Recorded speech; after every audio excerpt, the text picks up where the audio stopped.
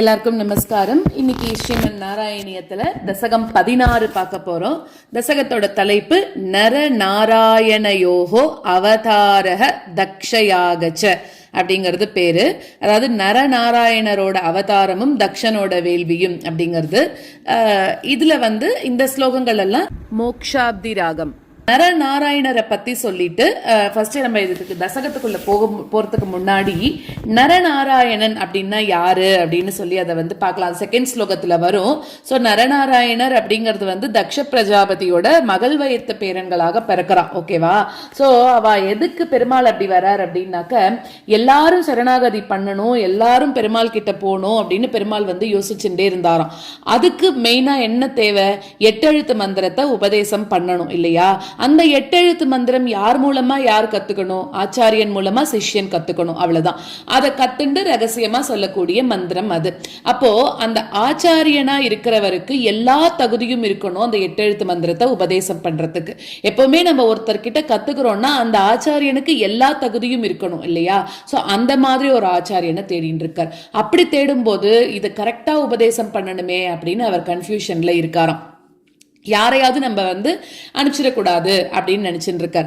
அப்படி இருக்கும்போது பிராட்டி என்ன சொல்றா அப்படின்னா, நீங்க ஏன் இவ்வளோ கஷ்டப்படுறீங்க? நீங்களே ஆச்சாரிய பாவத்துல அதை சொல்லிக் கொடுங்களேன் உலகத்துல இருக்கிற மக்களுக்கெல்லாம் அப்படின்னு சொல்றா. நீங்களே ஆச்சாரியனா போய் நீங்களே அனுஷ்டிச்சு அதை உலக மக்களுக்கெல்லாம் சொல்லிக் கொடுங்கோ அப்படின்னு சொல்றா. அப்போ ஒரு ஆச்சாரியன் சொல்லி கொடுக்கறான்னா ஒரு சிஷ்யன் வேணும் இல்லையா? பெருமாள் யோசிக்கிறார். அப்ப என்கிட்ட கத்துக்கக்கூடிய சிஷ்யனும் அதே மாதிரி குரு பக்தியோட இருக்கணும், ஆச்சாரிய பக்தியோட இருக்கணும், ஆச்சாரியனுக்கு சிஷ்ய பண்றவனா இருக்கணும். இந்த மாதிரி குரு சிஷ்யன் உறவு அப்படிங்கறதே ஒரு பெரிய புனிதமான உறவு தான் இல்லையா? அந்த மாதிரி ஆச்சாரியனும் சிஷ்யனோட தேவை என்னங்கறது தெரிஞ்சு நடந்துக்கணும். சிஷ்யனுக்கு எப்படி சொல்லி கொடுத்தா புரியும் அப்படிங்கறத ஆச்சாரியன் தெரிஞ்சு வச்சுருக்கணும். அதே மாதிரி ஆச்சாரியனோட மனசு அறிஞ்சு சிஷ்யன் நடந்துக்கணும் இல்லையா?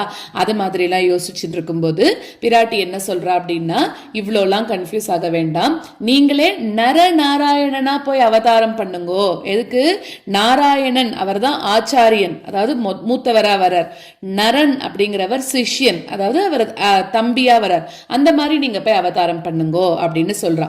பிராட்டி சொன்னா பெருமாள் கேட்காம இருப்பாரா? உடனே நரநாராயணனா அவதாரம் பண்றாராம். எங்க அவதாரம் பண்றார்? பதரிகாசிரமத்துல அவதாரம் பண்றார். அப்ப அவ தவம் பண்றா. தவம் எங்க பண்றா? ஒரு இலந்த மரத்தடியில தான் தவம் பண்றா. எல்லா அவதாரத்திலையும் பெருமாள் வந்தா பிராட்டி வராம கண்டிப்பா இருக்க மாட்டா இல்லையா? இதுல வைஃபா வரல, நிழல் கொடுக்கக்கூடிய மரமா வரா. அதான் இலந்த மரமாக மகாலட்சுமியே வரா. அவ என்ன பண்றா அப்படின்னாக்க, ஒரு 8 சக்கரம் இருக்கக்கூடிய வண்டி மேலதான் 2 பேரும் தவம் பண்றா. அந்த வண்டியாக கருடன். சோ பிராட்டி கருடன் சமேதராக நரநாராயணனாக பத்ரிகாசிரமத்துல பெருமாள் அவதாரம் பண்ணியிருக்கார் இல்லையா? அதை பத்தி தான் இதுல நம்ம இந்த தசகத்துல பார்க்க போறோம். முதல் ஸ்லோகத்துல பிரம்மாவோட மகனா இருக்கக்கூடிய தக்ஷன் யார கல்யாணம் பண்ணிக்கிறான்? ஸ்வயம்பூவ மனுவோட பொண்ணு பிரசூதி அப்படின்றவரை கல்யாணம் பண்ணிக்கிறான். ஏற்கனவே நம்ம கபில உபதேசம் அதுல எல்லாம் பார்த்தோம். கர்தமருக்கும் தேவகூதிக்கும் கல்யாணம் பண்ணி வைக்கிறா இல்லையா? தேவகூதியும் ஸ்வயம்புவ மனுவோட ஒரு பொண்ணு தான். இப்ப அடுத்த பொண்ணை தக்ஷனுக்கு கல்யாணம் பண்ணி கொடுக்குறா. அவளுக்கு 16 குழந்தைகள் பிறக்கிறா. தக்ஷன் என்ன பண்றான்னா அந்த 13 பெண்களையும் தர்மதேவனுக்கு கொடுக்கிறாராம். ஸ்வதா அப்படின்னு சொல்றவரை பித்ருதேவருக்கும், ஸ்வாஹா அப்படின்னு சொல்றவளை அக்னிக்கும், சதி அப்படின்னு சொல்லக்கூடியவளை உன்னோட அம்சமா இருக்கக்கூடிய சிவனுக்கும் கொடுக்கிறா அப்படிங்கிறது தான் முதல் ஸ்லோகம். ஸோ இப்போ உங்களுக்கு புரிஞ்சிருக்கும் எதுக்கு தக்ஷனை பத்தி எதுக்கு முதல் ஸ்லோகத்துல சொல்றா அப்படிங்கிறது. அதுக்கான ஆன்சர் 2வது ஸ்லோகத்துல இருக்கு. அந்த தர்மதேவனுக்கு கல்யாணம் பண்ணி கொடுக்கறா இல்லையா பெண்களை, அந்த தர்மதேவனோட மனைவியான அந்த 13 பேரை கல்யாணம் பண்ணி கொடுக்கறான்னு சொன்னேன்ல, அந்த 13 பேர்ல ஒருத்தி தான் மூர்த்தி. அவ ஒன்ன நரனோட கூடிய நாராயணனாக, ரெட்டையர்களாக அவளுக்கு தான் நீ பிறக்கிற. யாருக்கு? தர்மதேவனோட மனைவியா இருக்கக்கூடிய மூர்த்திக்கு நீ ரெட்டையர்களாக பிறக்கிற அப்படின்னு சொல்றான். இந்த அவதாரம் ரொம்ப மேன்மையான பிரபாவங்களோட இருக்கக்கூடியது.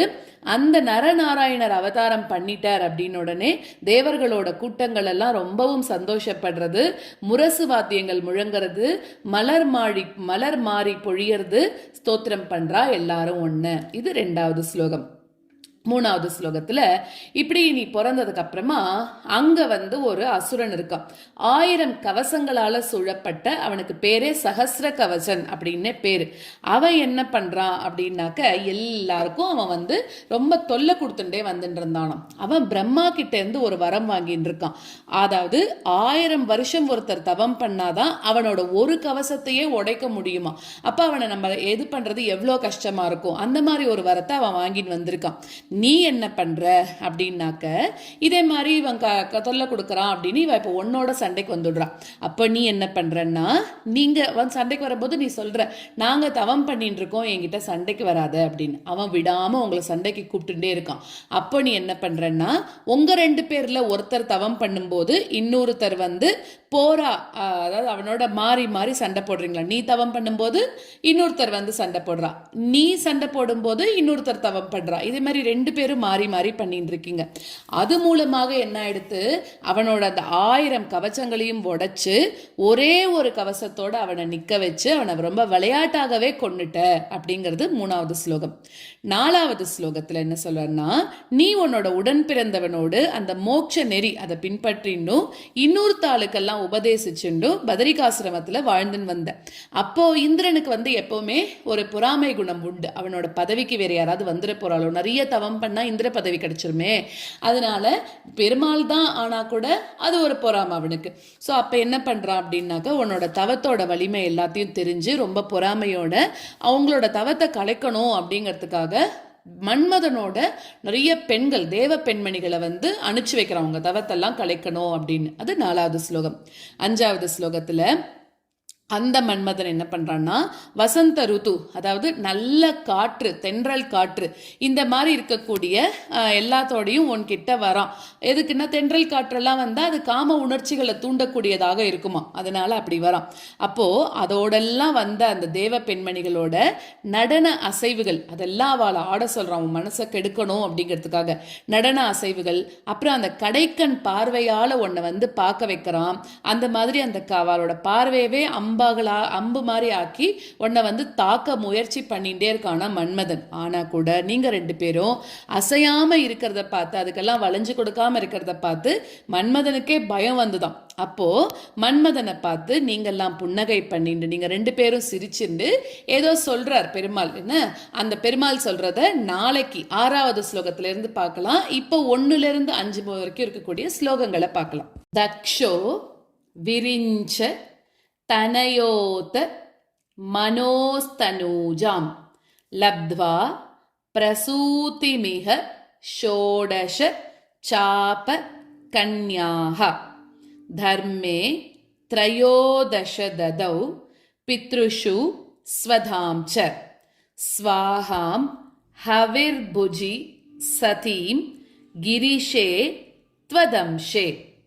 दक्षो विरिञ्च तनयोत मनोस्तनूजां दक्षो विरिञ्च तनयोत मनोस्तनूजां लब्ध्वा प्रसूतिमिह षोडश चापकन्याः लब्ध्वा प्रसूतिमिह षोडश चापकन्याः धर्मे त्रयोदश दधौ पितृषु स्वधां च धर्मे त्रयोदश दधौ पितृषु स्वधां च स्वाहां हवेर्भुजि सतीं गिरिशे त्वदंशे स्वाहां हवेर्भुजि सतीं गिरिशे त्वदंशे. दक्षो विरिञ्च तनयोत मनोस्तनूजां लब्ध्वा प्रसूतिमिह षोडश चापकन्याः धर्मे त्रयोदश ददौ पितृषु स्वधां च स्वाहां हविर्भुजि सतीं गिरिशे त्वधंशे दक्षो विरिञ्च तनयोत मनोस्तनूजां लब्ध्वा प्रसूतिमिह षोडश चापकन्याः धर्मे त्रयोदश ददौ पितृषु स्वधां च स्वाहां हविर्भुजि सतीं गिरिशे त्वधंशे मूर्तिर्हि धर्म गृहिणी सुषुवे भवन्तं नारायणं नरसखं महितानुभावं यज्जन्मनि प्रमुदिता कृततूर्य घोषाः पुष्पोत्करान् प्रववृषुर्नुनुवुः सुरौगाः मूर्तिर्हि धर्मगृहिणी सुषुवे भवन्तं मूर्तिर्हि धर्मगृहिणी सुषुवे भवन्तं नारायणं नरसखं महितानुभावं नारायणं नरसखं महितानुभावं यज्जन्मनि प्रमुदिता कृततूर्यघोषाः यज्जन्मनि प्रमुदिता कृततूर्यघोषाः पुष्पोत्करान् प्रववृषुर्नुनुवुः सुरौगाः पुष्पोत्करान् प्रववृषुर्नुनुवुः सुरौगाः मूर्तिर्हि धर्मगृहिणी सुषुवे भवन्तं नारायणं नरसखं महितानुभावं यज्जन्मनि प्रमुदिताः कृततूर्यघोषाः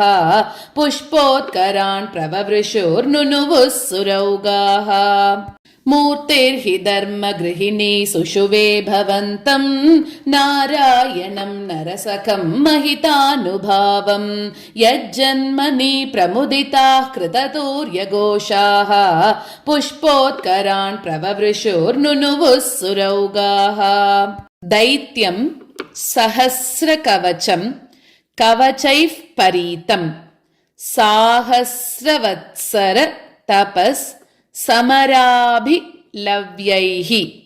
पर्याय निर्मिततपस् समरौ भवन्तौ शिश्चैक कङ्कटममुं न्यहतां सलीलम् दैत्यं सहस्रकवचं कवचैः परीतं दैत्यं सहस्रकवचं कवचैः परीतं साहस्रवत्सरतपस्समराभिलव्यैः साहस्रवत्सरतपस्समराभिलव्यैः पर्याय निर्मिततपस्समरौ भवन्तौ पर्याय निर्मिततपस्समरौ भवन्तौ शिष्टैककङ्कटममुं न्यहतां सलीलं शिष्टैककङ्कटममुं न्यहतां सलीलम् दैत्यं सहस्रकवचं कवचैः परीतं साहस्रवत्सरतपस्समराभिलव्यैः पर्याय निर्मिततपस्समरौ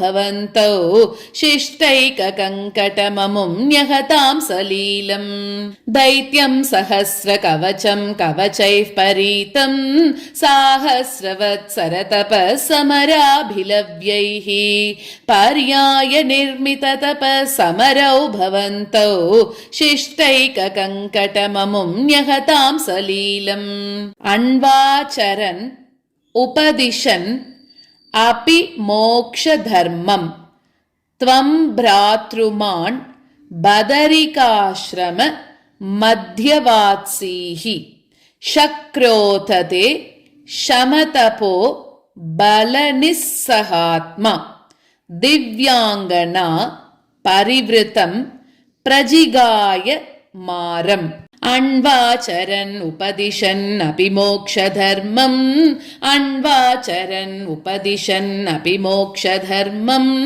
त्वं भ्रातृमान् बदरिकाश्रममध्यवात्सीः त्वं भ्रातृमान् बदरिकाश्रममध्यवात्सीः शक्रोत ते शमतपो बलनिस्सहात्मा शक्रोत ते शमतपो बलनिस्सहात्मा दिव्यांगना परिवृतं प्रजिगायमारम् दिव्यांगना परिवृतं प्रजिगायमारम् अन्वाचरन् उपदिशन्नपि मोक्षधर्मम् त्वं भ्रातृमान् बदरिकाश्रममध्यवात्सीः शक्रोथ ते शमतपो बलनिस्सहात्मा दिव्यांगना परिवृतं प्रजिगायमारम् अन्वाचरन् उपदिशन्नपि मोक्षधर्मम् त्वं भ्रातृमान् बदरिकाश्रममध्यवात्सीः शक्रोथ ते शमतपो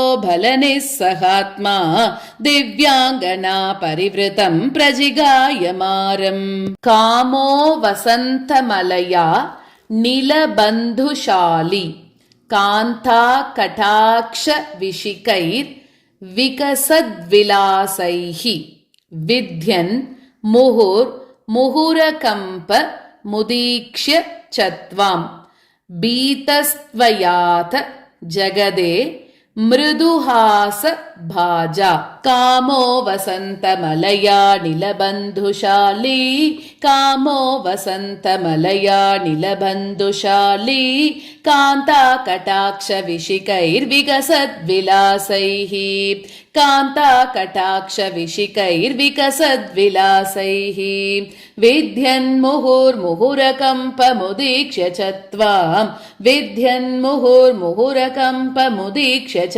त्वाम् बीतस्त्वयाथ जगदे मृदुहासभाजा बीतस्त्वयाथ जगदे मृदुहासभाजा कामो वसन्तमलया नीलबन्धुशाली कान्ता कटाक्ष विशिकैर्विकसद्विलासैः विध्यन्मुहुर्मुहुरकम्पमुदीक्ष्य च त्वाम् बीतस्त्वयाथ जगदे मृदुहासभाजा कामो वसन्तमलया नीलबन्धुशाली कान्ता कटाक्ष विशिकैर्विकसद्विलासैः विध्यन्मुहुर्मुहुरकम्पमुदीक्ष्य च त्वाम् बीतस्त्वयाथ जगदे मृदुहासभाजा।